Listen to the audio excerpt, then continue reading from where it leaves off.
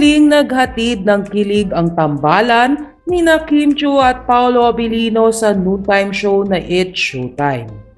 Ngayong araw, April 24, 2024, ay bumisita si Paolo sa It's Showtime. Ito nga ay para ipromote ang kanyang movie na may titulong Elevator. Samantala, agad na inasar ng Showtime family si Kim Chiu pagkatawag pa lamang nito kay Paolo Abilino. Hindi naman naipinta ang kilig ni Kim Chiu pagkapasok ni Paolo Abilino.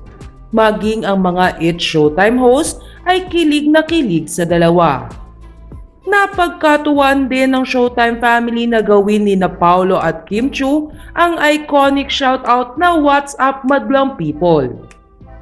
Samantala, narito at basahin natin ang ilang reaksyon ng Kim Pao fans sa pagbisita ni Paolo Abilino sa It's Showtime. "Grabe yung kilig ko, pawiwi level na. Haha, ang pogi ni Paolo Abilino.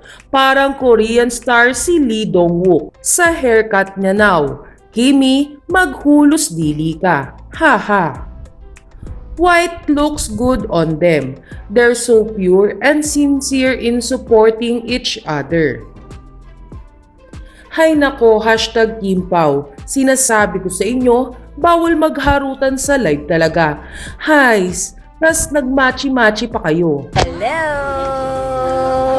Supporting BMC! Yeah!